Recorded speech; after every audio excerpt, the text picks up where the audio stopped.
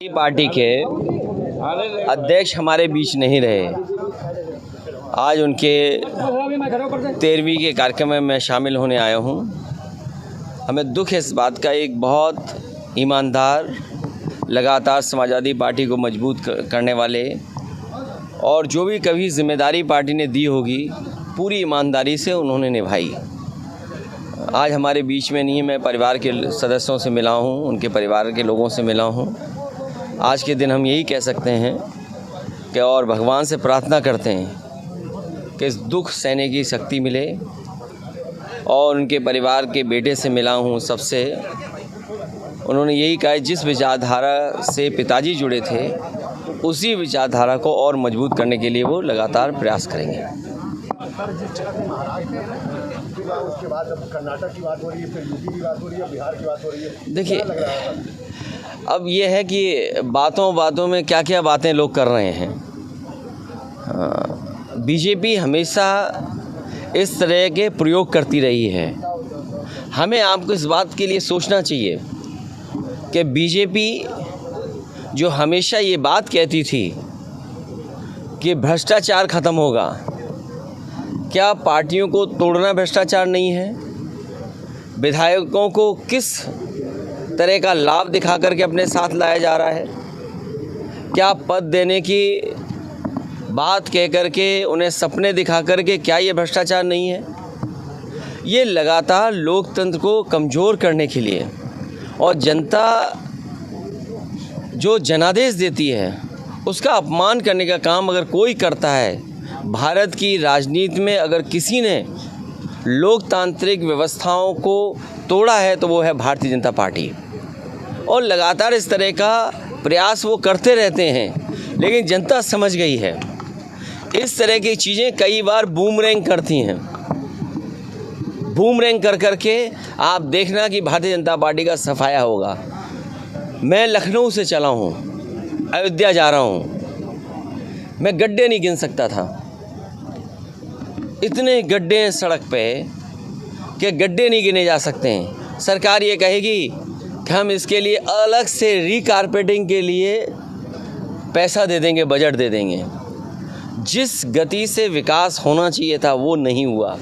चरम सीमा पर महंगाई, चरम सीमा पर बेरोजगारी और चरम सीमा पर अन्याय, खुलेआम लूट। शायद पहली बार ऐसा किसी ने देखा होगा कि इतने बड़े पैमाने पर भ्रष्टाचार बढ़ा हो। क्या जनता बिजली का नाना भूल जाएगी? क्या जनता बिजली का बिल जब देती है वो भूल जाएगी? गैस का सिलेंडर जो महंगा ख़रीदना पड़ रहा है वो भूल जाएगी? जो दालों की कीमत है, जो रिफाइंड तेल की कीमत है, और बड़े पैमाने पे लोग बेरोज़गार हैं। तो ये बातें भूलने वाले नहीं हैं। ये जोड़ तोड़ कितनी भी कर लें, अंतोगत्वा इन्हें जाना है। और जब जनता ने मन बना लिया, ये कितने भी एक्सपेरिमेंट करें वो एक्सपेरिमेंट कामयाब नहीं होंगे। 2024 का फिर मुकाबला कैसे करेंगे? अगर आप देखिए, मुकाबले का सवाल नहीं है। मुकाबले का वो अभी बता देंगे। मुकाबले का सवाल नहीं है। ये विपक्षी पार्टियां वो हैं जो बीजेपी से मुकाबला कर रही हैं। मैं कल ही दक्षिण भारत में था। इससे पहले भी बहुत सारे लीडर्स से मैं मिला हूँ। आप एक एक प्रदेश का अगर आकलन करेंगे, बीजेपी की मुश्किलें बढ़ती चली जा रही हैं। और मुश्किलें आपने देखी होंगी कैसे बढ़ी हैं। अभी योगा दिवस था, आपने पूरी सरकार को डगमगाते देखा होगा, हिलते डुलते देखा होगा योगा में। तो ये बात कौन नहीं कोई भूल जाएगा? अरे ये जो बात इधर से आ रही थी, हालांकि मैं ये देखिए, न्यूज़ 18 का काम ये है कि कुछ बीजेपी के लिए दूसरे दलों से काम लेते रहना। अभी तक तो एंकर चैनल वो लोग काम करते थे बीजेपी के लिए। अब उन्होंने एक रास्ता ये भी अपनाया है, अपना टीवी चैनल हो और उसके माध्यम से एक नेता भी कोई मिल जाए, दूसरा नेता मिल जाए। मैं इतना ही कहूँगा उनसे कि वो ज़्यादा ना बोलें, ना 1, 2, 3 के बाद गिनती अपने विधायकों की नहीं कर पाएंगे। 2024 का चुनाव दिया है सर, 2024 चुनाव रहा है, 2024 में जिस तरह से यहाँ पर मंत्री का देखिए, 24 में उत्तर प्रदेश में ऐतिहासिक जीत समाजवादी पार्टी और सहयोगी दलों की होने जा रही है। और इसलिए हम आप सब घाघरा के किनारे खड़े हैं। किसी दिशा में आप चले जाएं, किसी किसान की आय दोगुनी हो तो बताओ। मुझे नहीं पता कि सरयू नदी का कितना पानी पवित्र है, पवित्र मानते हैं हम लोग। गंगा, माँ गंगा की कसम खा करके भारतीय जनता पार्टी के लोगों ने कहा कि हम किसानों की आय दोगुनी कर देंगे। क्या किसी किसान की आय दोगुनी हुई होगी? यहाँ ये भी सरयू का किनारा है। आप किस दिशा में जाकर के बताओगे हमें कि किसानों की आय दोगुनी हो गई? सर, चुनाव के पहले क्या 2024 के पहले महाराष्ट्र की घटना दोहराई जा सकती है? देखिए, जो अच्छा चेहरा होगा वो समाजवादी पार्टी लड़ाएगी। सर, महाराष्ट्र चुनाव जो मजबूत होगा वो समाजवादी पार्टी लड़ाएगी। आप अयोध्या में हैं, क्या राम दर्शन करेंगे रामलला का? देखो, तुम कैसी बातें करते हो।